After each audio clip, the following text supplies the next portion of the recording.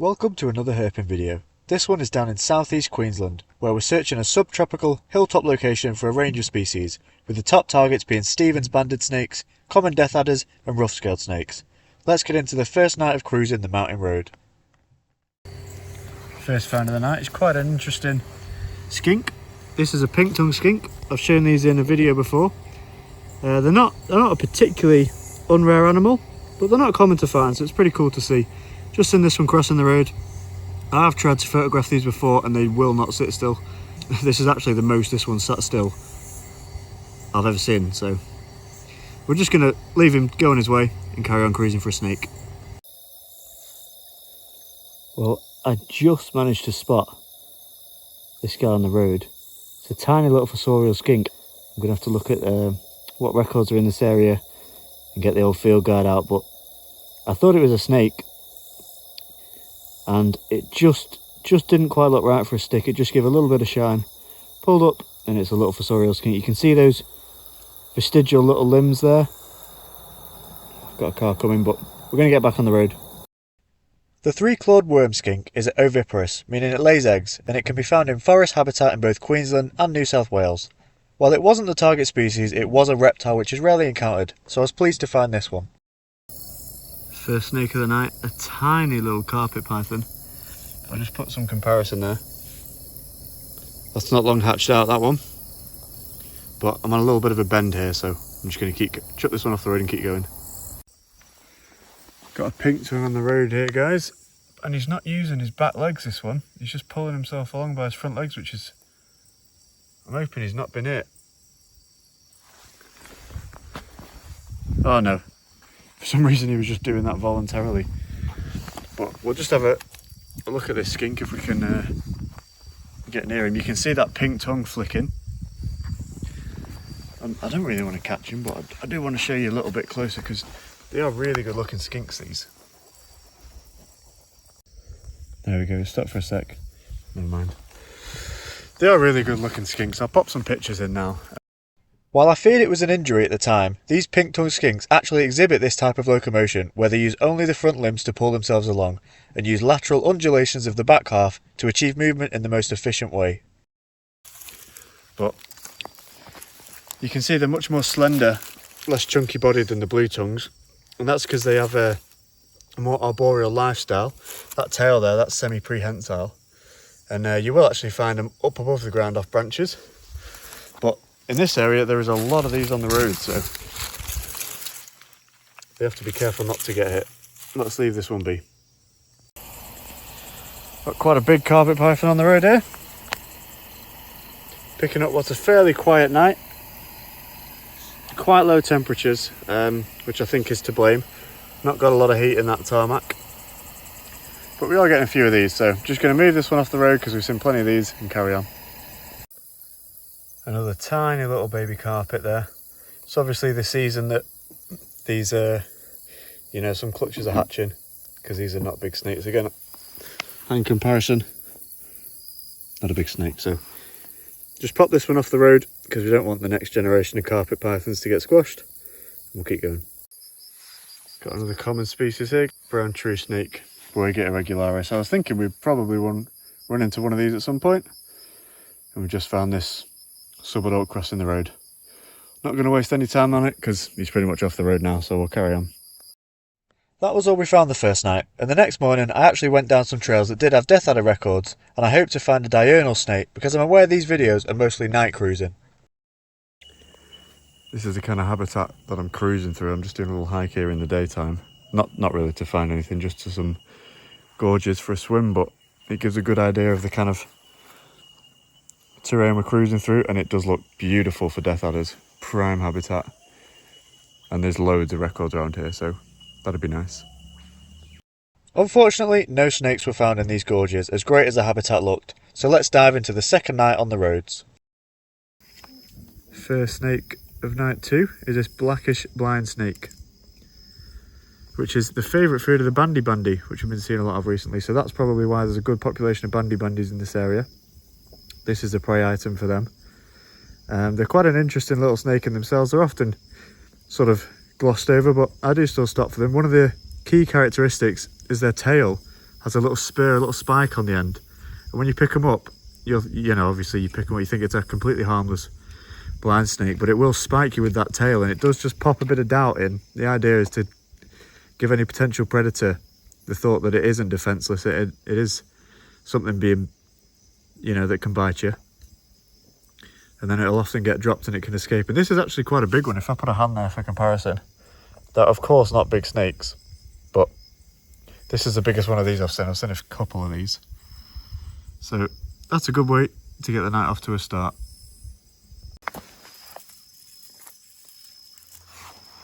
You can see just how well they disappear as soon as they get into that leaf litter. They're of course a very fossorial snake, and they will just, once that tail goes, you'll note it will just completely vanish. He's just under here somewhere, but he's off the road now, so that's the best we can do. We've just got a second very squirmy blackish blind snake on the road, and I said the last one was big, but this one's an absolute monster. I'll just pop my hand next to it. That gives you an idea of the size of the snake. Like I say, these are the #1 prey item for bandies, this exact species of blind snake, so possibly we'll see one of them on the road if these are active. This species of blind snakes feeds on ants, termites and their larvae. iNaturalist actually reports the largest recorded specimen of this species at 32 inches, which is way bigger than you would ever expect a member of the Typhlopidae family to get. Well, the next snake we've got on the road it's not one of the targets, but it kind of is, because it's one I've never seen before, and I was quite like to see. This is a small-eyed snake, an eastern small-eyed snake, and it is a venomous little elapid. This one's little, they get a lot bigger than this. This is you'd call this a juvenile to a sub-adult. They're a venomous front-fanged elapid, like I say. Up where I first searched for these, up around Cairns, they look very, very similar to the slaty grey snake, which is a colubrid, but these are the only really jet black snake that occurs here, so it would be pretty hard to misidentify this. This one is I think quite cold because it's sitting really, really well. It's not moving at all. It was completely static on the road. I've come back and it's completely static here, so a good chance to get a nice video of it. Get a little bit closer. Hopefully that phone's gonna focus if I just carefully take the torch in my mouth again. Hopefully that's focusing on him a little better. The scalation on the head is the way you differentiate these from slaty grey snakes, usually, but of course, here the distributions don't overlap, so we can be sure that's what this is. But that's a better sign. We're doing better tonight because that's the first venomous elapid of this area. Let's carry on and see if we can find something else. Just got the second eastern small-eyed snake of the night. This one's a bit bigger. And I absolutely had to do the full swerve to avoid hitting this one because he was right in the middle of the road. But we just managed to swerve him, and that's the second elapid of the night, so that's pretty successful. There's a lot of other people herping this road tonight. There's at least 4 cars that we've stopped. Most of them have stopped for me on that last small-eyed and one on this small-eyed, and I stopped for one of them on a python. So it's a pretty busy road, but hopefully one of us will get something, but can't help but being selfish and hoping you'll be the one that coincides with something cool. Let's let this one be and carry on cruising. These small-eyed snakes can be found throughout much of Queensland, New South Wales and Victoria, and although these were my first, I'd go on to find this species quite a lot this trip.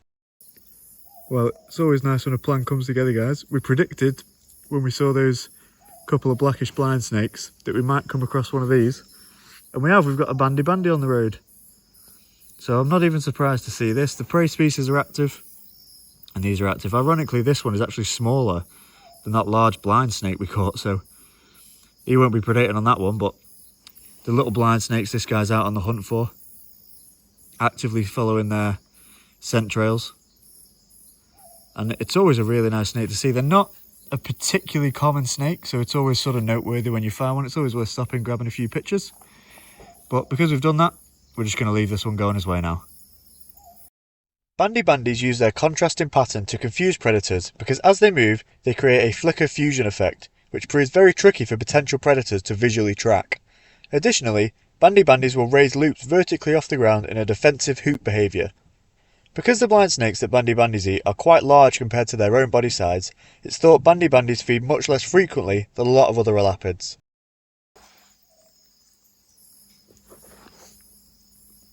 Just an example to show the sort of motion dazzle that those black and white bands give. Really cool snake and pretty unrecognisable on the road. But he's going back onto the road, so we're just going to move him off. Just got a big brown tree snake on the road. Thought it might have been a rough-scaled snake for a second, but a little bit too slender-bodied. But we've seen plenty of these before, and as you can see, he's off the road now, so we'll just let this one be and carry on, because this is a very hot night so far. Look at this, guys. I do not believe it. Target species achieved. This is just I've literally just took this thing off the road, but that is the target and the first member of the Hoplocephalus genus that I've ever seen. I'm just going to sort of catch my breath. It's so exciting when you find your target species, and of course this is a highly venomous snake, not a snake that there's specific anti-venom for, and it's quite a nasty venom. You end up bleeding from every orifice. It's a blood clotting venom. So I'm just going to catch my breath and we'll get more footage. Just to give you a little bit of information about this snake, it's one of the few arboreal elapids that you find in Australia. They'll actually live up in the tree branches, which is a crazy place really to find elapids. I suppose Africa has some arboreal elapids with mambas and forest cobras and stuff, but in Australia there's very few. And the couple that there are in the Hoplocephalus genus. There's this one, there's the pale-headed snake, and there's also the broad-headed snake, which is probably the most famous one, but these are the first one of the genus I've seen. And it's a beautiful looking snake. It's not a snake you probably hear a lot about. They're not very commonly herped, but here there were a lot of records and they looked fairly abundant, so I was hoping it would be doable. I feel like I'm not getting a very good angle on this at all, or a good view. I'll pop some pictures in and stuff and I'll try and get a bit better footage, but I do want to take some photos of this one because it's always a buzz when you achieve your top target, which is exactly what we've done here, so you have to savour these moments. Stephens banded snakes range from here in southern Queensland down the east coast to the Gosford area of New South Wales. They occupy these high rainfall forests, and studies have shown they often reside on branches and in tree hollows at around 20 metres off the ground.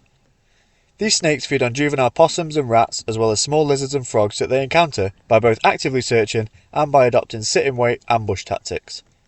The venom of this snake has only caused one human fatality, which was a 60-year-old male who did not receive any antivenom due to the flooded conditions at the time of the bite. Well, last little clip of this snake that I'm going to show. Fantastic snake. To conclude, probably the things I haven't told you about it. The males have been proven to have a larger home size than females. You can say that about this species. They give birth to live young, not eggs. So they're what's known as viviparous. Like I say, they do spend a lot of the time in the branches. That tail is slightly more prehensile than other elapids to allow for that more arboreal lifestyle. They get to over 1.5 meters, so this one would still be a juvenile to a subadult. But I'm really pleased to find it. It's my first member of the genus, and my first one of these, my lifer, so really pleased to see a beautiful snake, really nice head on it, but it has starting to show some defensive behaviours because we have kept it just for some pictures and videos. So we're going to let it go now because, like I always say, when you find your top target, it's so easy to spend too long with them, but you have to remember, if they're your top target, they're special snakes for a reason, so let's not keep this one too long.